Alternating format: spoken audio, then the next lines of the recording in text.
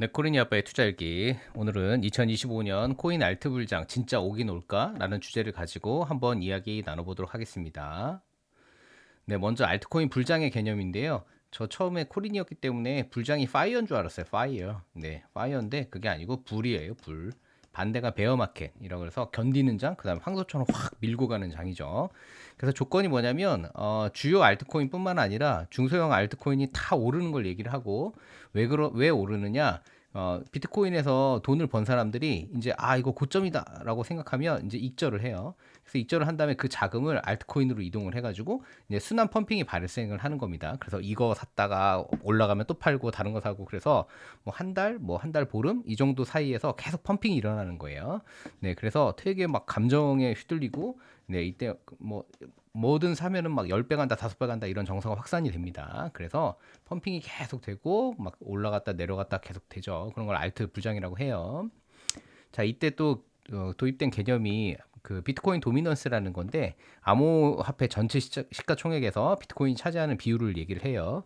그래서 이렇게 도미넌스 상태가 일단 하락해야 됩니다. 네, 60%에서 뭐 40으로 하락을 했다 그러면 자금이 이제 알트로 확산을 해가지고 알트 불장이 온다라는 이런 얘기예요. 근데 비트 도미넌스는 여러분 정확하게 아셔야 될 게 제가 공부해본 바로는 비트 도미넌스는 원인은 절대 아니에요. 네, 이거는 알트가 올라가는 거에 따른 결과지표지 절대 뭐 비트 도미넌스가 뭐 일단 변경이 되고 그 다음에 알트 값이 오른다 이런 거 없습니다. 네, 비트코인 도미넌스 차트를 잠깐 보시면은 이게 2017년도입니다. 이게 2017년도고 이게 여기가 2021년도예요. 그래서 비트코인이 이렇게 뚝 떨어질 때 알트코인들이 쭉쭉쭉 오르죠. 이더리움 보세요. 파란색이 이더리움입니다. 이더리움 팍팍팍 오르죠. 근데 21년도에도 뚝뚝 떨어졌는데 알트코인 많이 올랐는데 이더리움 별로 안 올랐죠. 그리고 지금 어때요? 이더리움은 계속 떨어지고 있죠. 근데 알트는 어느 정도 유지가 되고 있습니다. 자, 비트는 거의 63% 계속 오르고 있죠.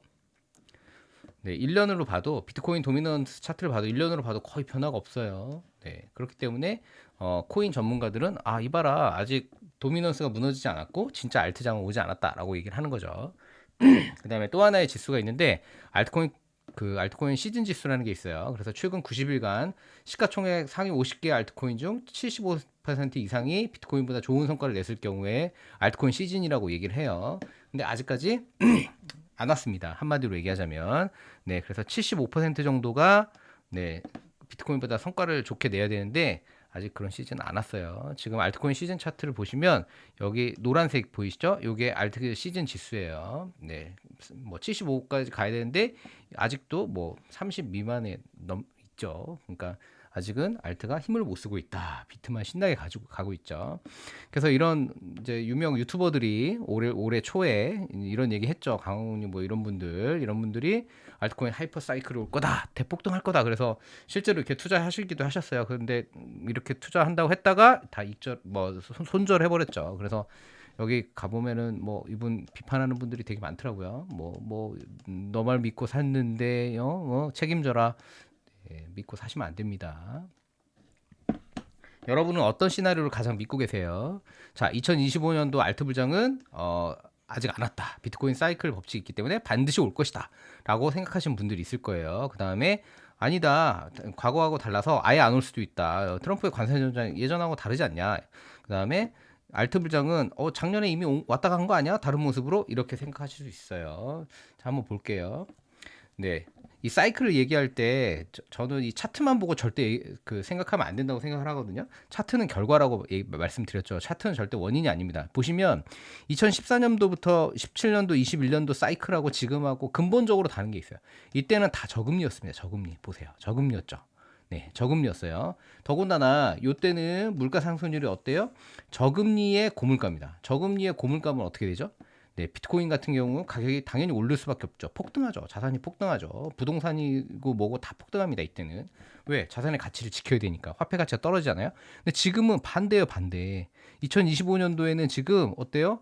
기준금리가 엄청나게 높습니다. 고금리예요. 시중에 돈이 없어요. 돈이 말라 있습니다. 근데 반대로 물가 상승률은 어때요? 예전 팬데믹보다 낮습니다. 아직까지는. 물론 이제 관세 전쟁 때문에 더 오를 가능성은 있죠. 그러니까 이때보다 반대기 때문에 오히려 현금을 가지고 있으면 어때요? 수익이 되는 거예요. 네, 현금을 가지고 있으면 물가 상승률에 비해서 자산을 지킬 수가 있는 거죠. 근데 이때는 다 어때요? 거의 제로 금리였기 때문에 현금을 가지고 있으면 무조건 자산을 지킬 수가 없는 겁니다. 그러니까 어디든 투자를 해야 되는 거죠.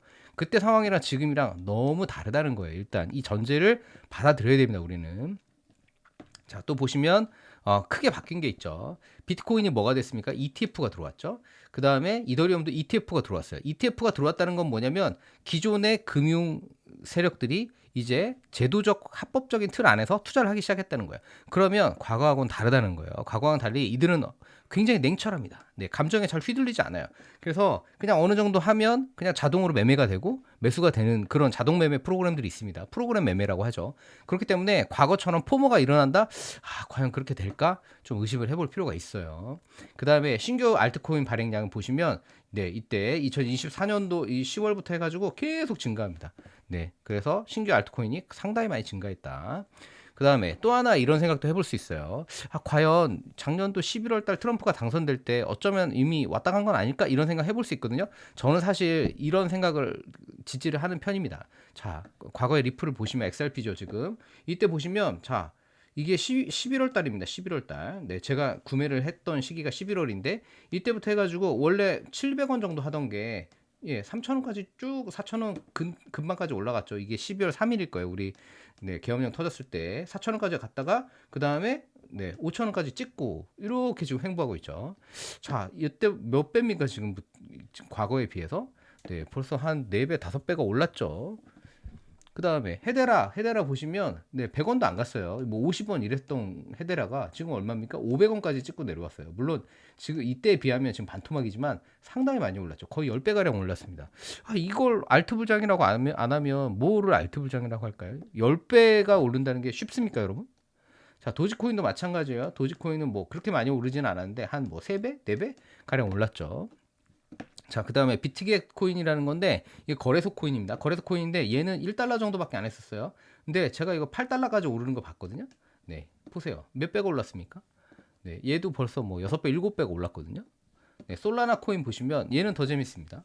네, 얘는 거의 네, 과거에 보면 계속 올랐어요. 이때부터 해가지고 쭉 갔다가 내려왔다가 이때부터 어때요? 쭉 계속 오릅니다. 이거 뭐 알트 불장하고 관련이 없죠. 그냥 1년 내내 올랐어요. 마치 비트코인처럼. 네. 그래서 이런 생각을 해볼 수 있어요. 네. 그 과거 하이퍼 사이클하고 2025년도 만약에 온다고 하면 좀 다를 것 같아요. 그래서 저는 사실은 뭐 확신보다는 네, 예상보다는 저는 기대에 가깝습니다. 네, 저는 사실 기대하죠. 왜냐? 제가 XRP 비중이 제일 높거든요. 그렇기 때문에 저는 기대하고 있습니다. 예전에는 무차별적 상승을 다 했어요. 뭐 NFT, 뭐 밈코인 전부 다 올라왔습니다. 근데 중요한 게 뭐다? 네, 금리가 제로 금리였어요. 그리고 QE 양적 완화라고 그러죠. 돈이 넘쳐납니다. 그래서 막 대중적인 막 포모가 일어나고 막 이거 사고 저거 사고 그렇게 돼요. 근데 제가 사실 2024년도 11월에 이걸 느꼈어요. 네, 펌핑이 정말 일어나더라고요. 이게 갑자기 막 50% 오르고 저게 갑자기 막 60% 오르고 순환 펌핑이 좀 어느 정도 일어났었습니다. 근데 자, 앞으로는 선별된 자산 중심, 정말 미래에 살아남을 만한 코인들 중심으로만 저는 간다고 생각을 해요. 그 다음에 네, 투자자층이 성숙했을 뿐만 아니라 자, 지금 제도권에 ETF 이런 게 들어오죠. 그렇기 때문에 과거하고는 전혀 다른 사이클이 진행될 거라고 저는 생각을 하고 있습니다. 근데 근본적으로 저는 이 질문을 한번 던져보고 싶어요. 과연 과거처럼 사이클은 존재하는가? 네, 사이클. 뭐 사이클이 과거 왜 있었죠? 네, 비트코인은 반감기 때문에 사이클이 있었던 거예요. 그래서 반감기가 오면 공급이 감소되고 가격이 상승한다. 예, 그렇기 때문에 전통적으로 4년 주기에 서사했어요. 근데 저는 앞으로 이 메커니즘은 작동하지 않을 가능성이 굉장히 높다라고 생각합니다. 왜냐? 이미 94%에 가까운 비트코인이 채굴이 됐어요. 그래서 반감기가 있다 하더라도 앞으로 채굴량이 얼마 남지 않았기 때문에 시장에 미치는 그 공급량의 변동 폭이 과거에 비해서 현저하게 낮아졌습니다. 그렇기 때문에 저는 반감기가 갖고 있는 그 폭발성이 굉장히 줄어들었다. 오히려 그거보다는 뭐가 더 강력하다? 제도화죠, 제도화. 네, 그 다음에 폴 애킨스가 들어왔죠. 그래서 ETF 승인. 그래서 돈이 얼마나 이 시장에 들어올 거냐. 그리고 거래량이 얼마나 증가하느냐. 이런 게 더 중요하죠. 그리고 미국이 뭘 발표했습니까? 예, 비트코인의 전략적 비축 자산. 저는 그게 굉장히 큰 변수라고 생각을 하거든요. 그래서 그런 정책적인 요소들이 저는 더 커졌다고 생각을 해요. 그렇기 때문에 이런 요소에 의해서 앞으로 진행이 되지 결코 과거와 같은 4년 사이클 저는 앞으로 없지 않을까라고 생각을 해봅니다. 네. 다음번 시간에는 XRP 10,000달러는 과연 확신인가, 기대인가, 허구인가? 제가 비중이 제일 높은 게 XRP고 우리나라 한국인들이 제일 많이 들고 있는 코인 중에 하나가 XRP죠. 그래서 XRP 10,000달러 주장하시는 유튜버들이 계시는데 과연 그거에 대한 얘기를 좀 더 진행해 보도록 하겠습니다. 오늘도 경청해 주셔서 감사드립니다.